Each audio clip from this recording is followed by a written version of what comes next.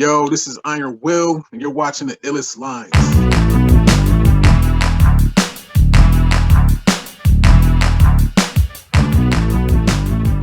Hey, what's good, everybody? This is i.AM.D.ANTHONY here with another episode of the Illest Lines, where we talk about our favorite lines from certain songs. And today's guest is he's another guy who actually did an entry for the Illest Lines challenge a couple of weeks back. So I want to welcome my guest today, Iron Will. What's going on, sir? What's going on? What's going on, man? Not much, man. Listen, I wanted to tell you, first of all, I'm glad that you did your part in the Illest Lines. I mean, it was my first time doing one of those anyway. So, I was glad for anyone who came on and did their thing. And man, the way you came in, man, you came in dope. It was real dope. I really appreciated what you did. Appreciate that, brother. Yeah, most definitely. No doubt. One of my first questions I want to ask you, first of all, where are you from? Because I was looking for that information on a bio, and I couldn't find it nowhere.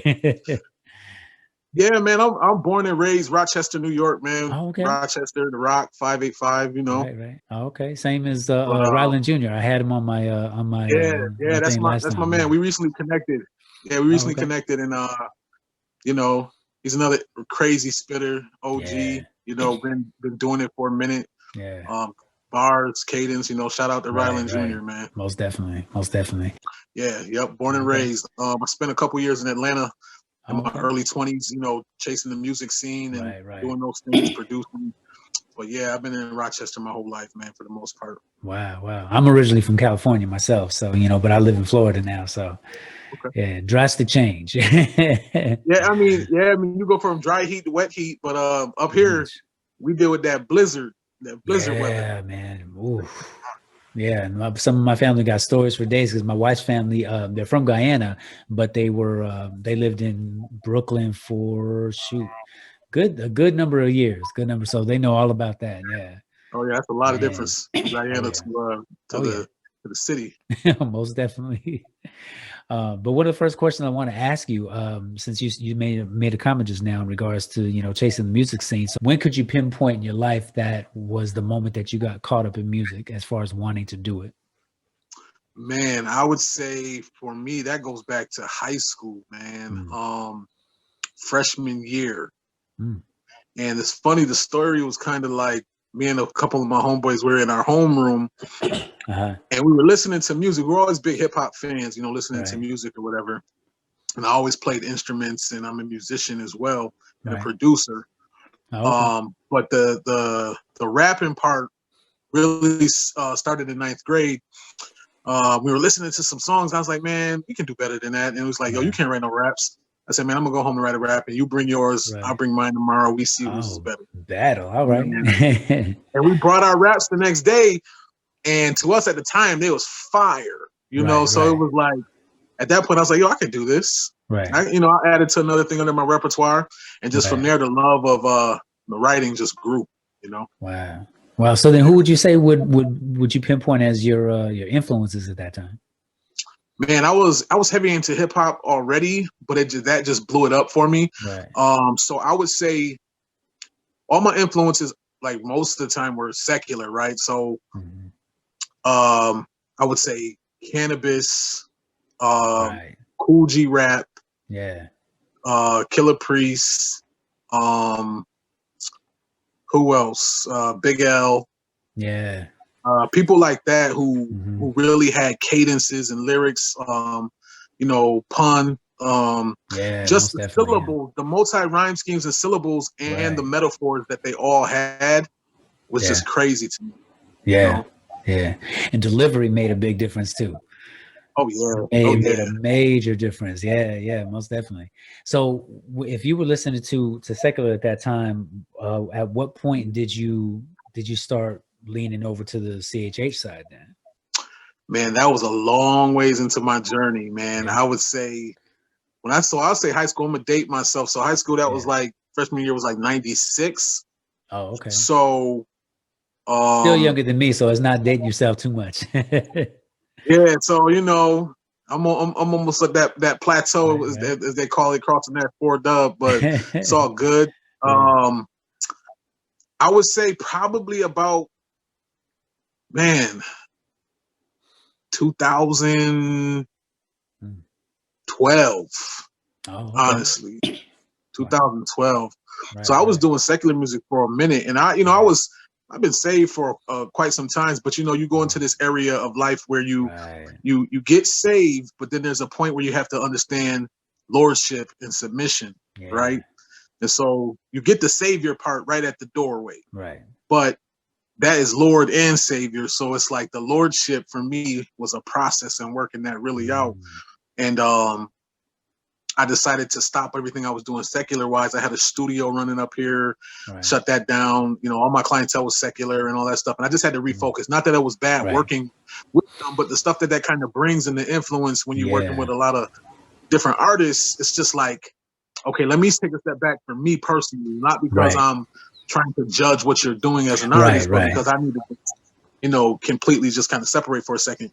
And then I started focusing on CHH, man, and finding my voice in that. You know what I mean? Right. Then I started getting put on to some of the, cross movement and some of these other earlier cats that was in. And I was like, yo, they all right. They're not corny. You know what I'm saying? Right. Got put on to a couple others and things like that. And then our community is huge. Like, I don't know if you know Mike Peace, but we got, Mike Peace is in Rochester. It sounds familiar. Yeah, no, he's like the godfather of Christian hip hop. Look up Michael Peace, man. Okay. He's been doing it for a long time. Right. Yeah, that name definitely so sounds I saw familiar. the scene here was bigger. Yeah, that scene here was bigger than I thought it was, early on. So it's funny too. Sometimes things don't seem as big until you open your eyes a little bit. You know what I mean? Absolutely. And that's definitely what it sounds like happened. I mean, it happens to a lot of us too, because I know that I used to like gospel anyways, you know what I mean? When Kirk Franklin came out, he was like the main one, but it wasn't until I got saved and started listening to more people, I was like, oh, wait a minute, who's that? Fred Hammond, who? What? Marvin Sapp, and they've been out for a while. Like, I've never heard of these people, really? So it was nice once your eyes opened and your spirit opened, and it was everything else opened up after that. So yeah, I could definitely relate to that on that end. What would you say then for all the things and the people that you were working with, all the things that you were doing during that time? You said you shut down and all that as far as your studio and all that. What do you think the impact was on those people that you were working with then, since you made that transition? Man, I received actually negative and positive feedback. Some people were really mad at me because we had good working relationships, man, and some friends and family didn't quite understand, again, because I've been doing music my whole life. It was kind of like, yo, you doing what? And you're shutting down for what? Are you producing still? Can we get beats? What's the deal? What's the level of this? And it was really, for me, I was super conflicted, but it was an easy decision.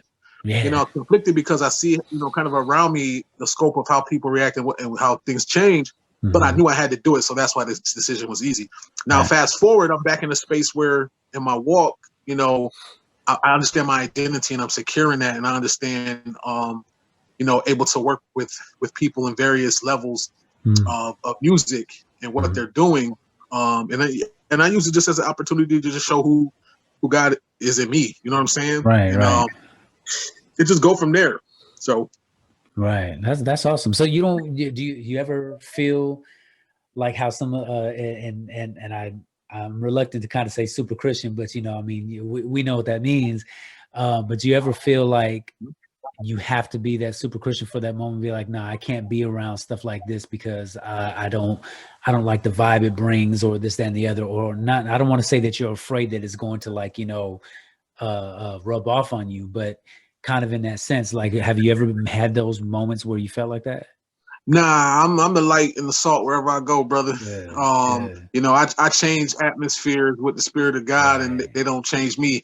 But that being said, I use wisdom, and I don't just enter into something that I know is kind of going to be crazy. You know what I'm saying?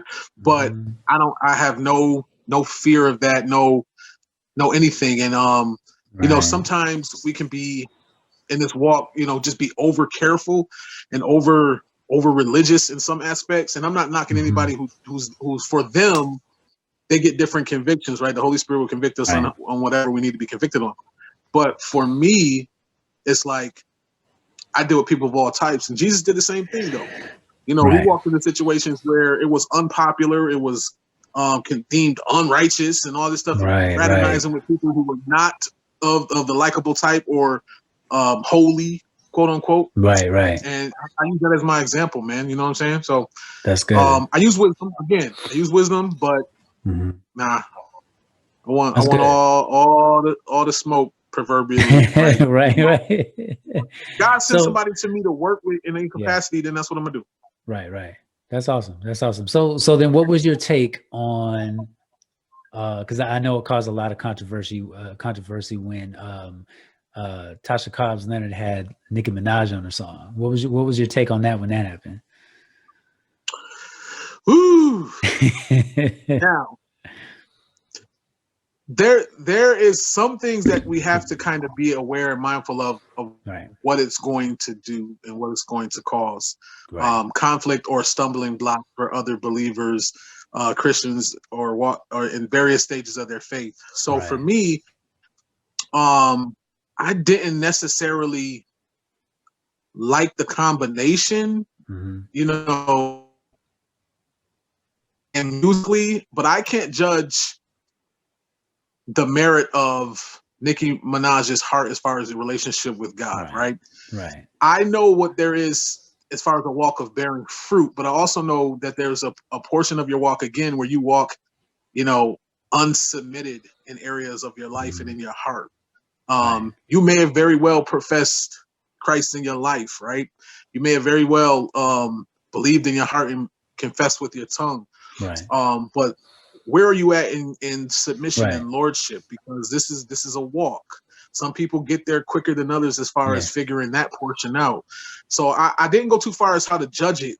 Right. But for me personally, I just didn't really like the vibe of it. But I was kind of I stopped short of kind of judging whether it was right or wrong. You know what I'm saying? Same thing with Kanye West and a few other things that people had a lot of opinions on. Right. I've seen God use things that are unorthodox. Very much so. You know, it's on him. Very much so. You know what I'm saying? It's on him if the fruit was better or not and who they have to answer to. You know what I'm saying? Right. That's true. But it's a hard thing sometimes to not judge. And I know we try so hard. I would say, like, when it comes to being in the faith, you know, there are some of us that try to do our best to not judge, especially if we've been there before. You know what I'm saying? Like, I do my best to not judge, but at the same time, sometimes it's a little hard. I mean, I know that we could judge, you know, along with the word and everything, but at the same time, sometimes it seems like, okay, I don't want the message to be too broad in judgment either. You know what I'm saying? Even though, like I told my son, I know that some people would not have listened to that particular combination, that song, if it weren't for Nicki Minaj. But at the same time, it's like, okay, well, now you got a whole bunch of people that are being introduced to gospel music as a whole, let alone the message and ministry of Tasha Cobbs because of what she does. But then it could also work on the other side as well, because then you got people that are struggling with stuff, believers, you know what I'm saying, that struggle with lust or whatever else. And now they're being introduced to somebody like her, and it's like, you can't help but, you know what I'm saying? You can't help but see things sometimes, and it will make it difficult. But I like what you said in regards to being strong in your faith, you know what I'm saying? And pretty much, you know, taking God wherever you go, because that's definitely something that I think some of us, even as believers, we get lost in the sauce, so to speak. You know what I'm saying? So that's definitely a good example right there. Most definitely. And don't, you know, real quick, don't get me wrong, you know, you don't want to be kind of lukewarm with your convictions and things like that, but you also just have to be careful as far as calling something, right? Because God is the only righteous judge of anything. And you, like you said, it could have fruit on either side or be a negative or a positive depending on what's engaged. And you have to, you know, see what Tasha Cobb spoke to the Lord about him doing that. You know what I mean? Like, it's complex, but for me personally, you know, I didn't really dig it too much. Right. And I feel the song was great though. I have to admit, you know what I mean? It was great. And my hope and my prayer at that time, or even now still, is that whoever listens to it will get what the intention was. And I think that's the other thing, you know, it kind of goes in line with when people say, oh, well, God knows my heart. It's like, yeah, you're right. He does. And he knows when you're being intentional, and he knows when you're not. You know what I'm saying? So if you're being intentional, yeah, most definitely. Most definitely. I do want to say, in regards to your music, man, have you been an artist for very long, or have you just been taking your time in CHH realm? Well, yeah, but I mean, anything I had out, I kind of removed and took down, and then finding my voice in CHH to where I wanted to actually produce music out for people to consume. I went through a period where I was really just ministering at outreaches and churches and doing things that way, right? So then I kind of moved into this realm over the last few years of wanting to just put out the music, you know, to expand the reach of the message. Only because I felt led to do it. You know, I've never been doing it just for any notoriety or acclaim or anything. It's really just to minister to people, and I saw that it had an effect. So, you know, in due season, I decided to start putting music out. I've got a ton of music done. Oh, nice. Releasing it piece by piece, you know. Yeah. This year, I plan on dropping my album and putting out a bunch of singles and a bunch of collaborations and stuff like that. So, you know, I really do things in season. Like, you know, I've got a couple spoken word piece out. Yeah, I heard that one too, man. And I had that for 3 years. Yeah, but you know, the Lord let me release it when I did because of the height of what was going on. It was the perfect timing. So everything in its time. Everything in its time. That's it. Yeah, that's dope. But your song Faces, man, that first of all, sonically, the music is so dope. It's like I had both my ears in, right, and I'm like feeling the bass. I'm feeling everything that's involved in it, and if you close your eyes, it's almost like you're right in the middle of a movie. So many faces, yeah, I've seen down that road. That was one thing that caught. Yeah. Oh man, the feel of it is definitely dope. But the song in itself, man. Before I tell you my favorite lines of the song, I want to find out from you where were you actually at, you know, spiritually and mentally, really, even emotionally, when you made that song? Man, I was just at a place where I was watching so many people just be disregarded and tokenized or stereotyped, or just, you know, everybody's going about their day and not seeing people for people. They're only seeing figures and shadows because they have this tunnel vision of their own life and what's happening and affecting them. And it was heartbreaking. So I made the beat for Faces, and I was like, yo, I got to talk about kind of this journey and what I'm seeing. And what I had envisioned was literally walking down the street and you see bodies and people, but there was no face there. And then when you take your time to slow down and interact with people, that's how you make connections and understand where they're coming from. And then you see their face, you see the features, you see the pain, you see the hurt, you see the joy and sadness, and then you start to connect rather than just walking right past someone and paying no regard, you know? So that's where kind of that song came from, is just my observation in my city, man, and in this world. And it was, you know? Yeah, sometimes when you open your eyes to that, it could definitely be disheartening and almost make people want to lose faith in people in general, let alone, you know, their own walk. And I know that plays a part in it too, you know what I mean? Especially if you need somebody, you know what I mean? If you know exactly what you need and you're calling out to God for it, and you know, we don't really understand God's timing, and we know that it's just not happening right now, and we lose our faith in that, it could definitely be something that is more disheartening when you see it happening around you. You know what I'm saying?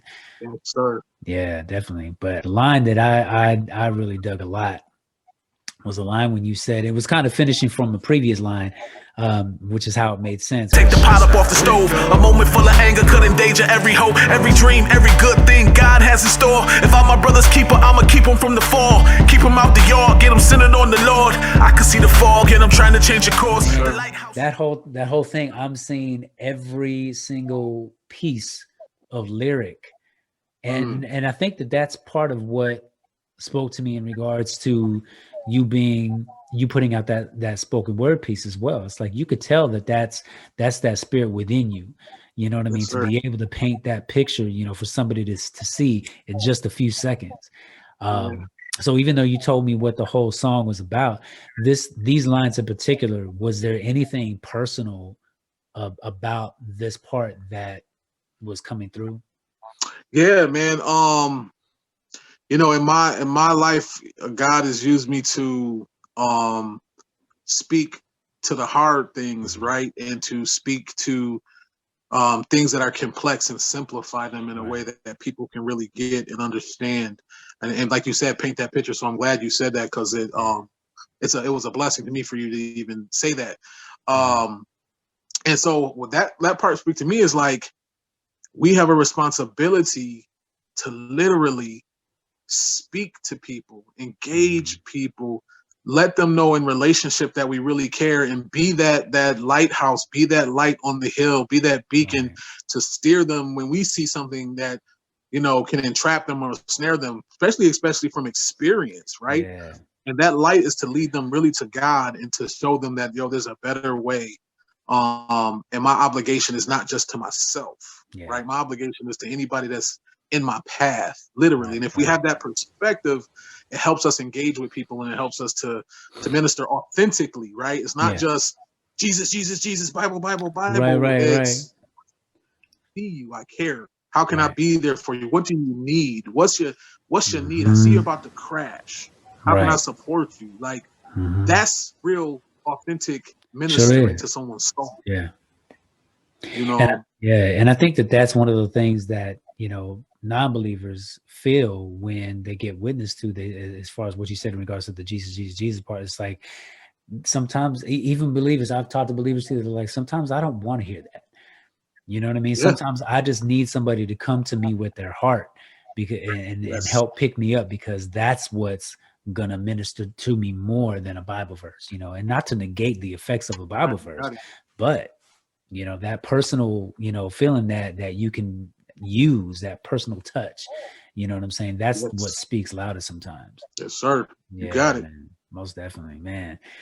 But I'm appreciative of everything that God's doing in you. I do want to tell you that from what I've gathered so far, from listening to your music, including the Illest Lines challenge, you know, I could tell that there was something behind it more than just, you know, oh, I want to do this for a living. You know what I'm saying? So that definitely speaks as well. Last thing before I let you go, what would you say is the illest line, or at least one of the illest lines that you ever heard that you felt made an impact on you? It's not going to be in the CHH realm, and it's not even like inspirational. Right. But I go back to my early days in deciding to rap.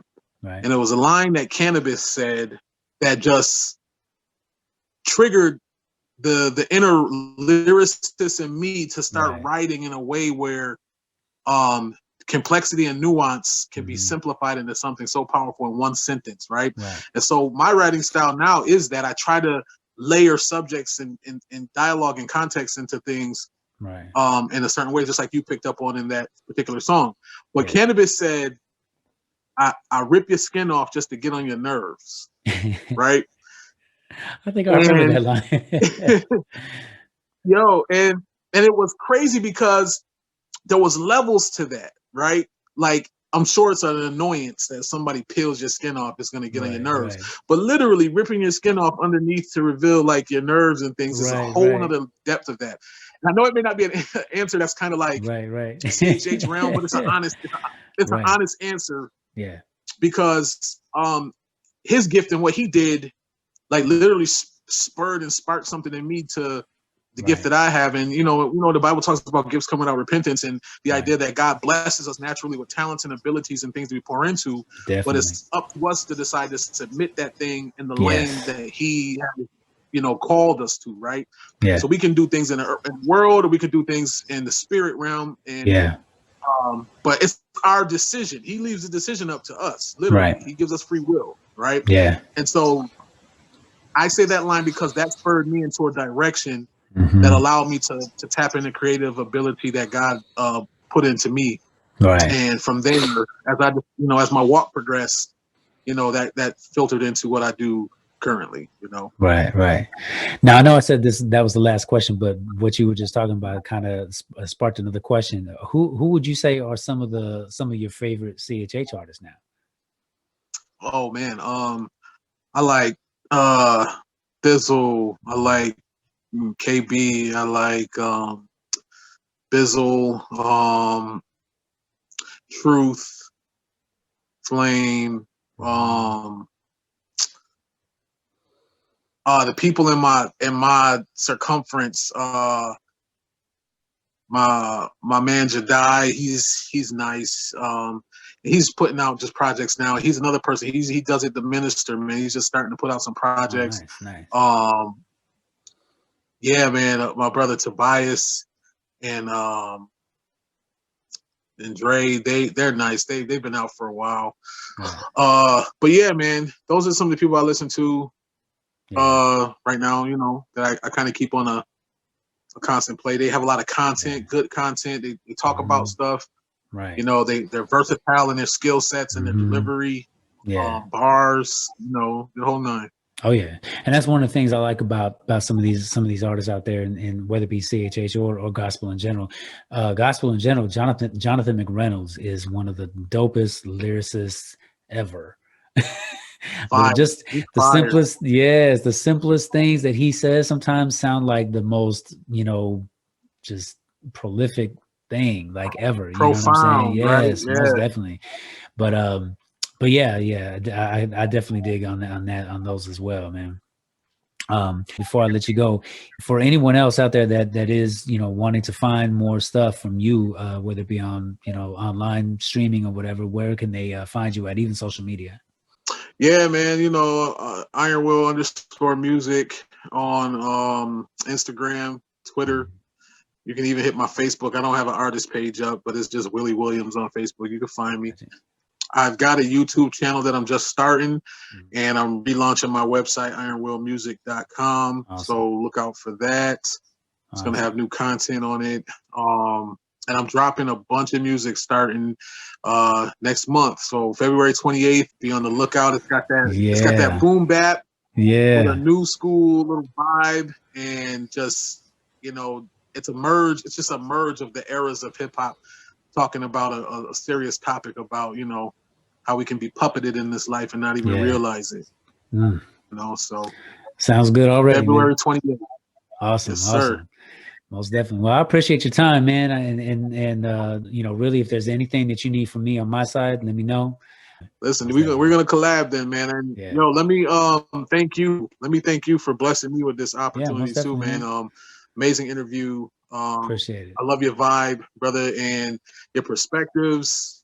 Keep doing what you're doing. Appreciate I hope it just continues to blow up, man. Praise God. Thank you, man. Appreciate it. We'll be in touch. All right, man. Take care. Bro. Yes, sir. God bless you.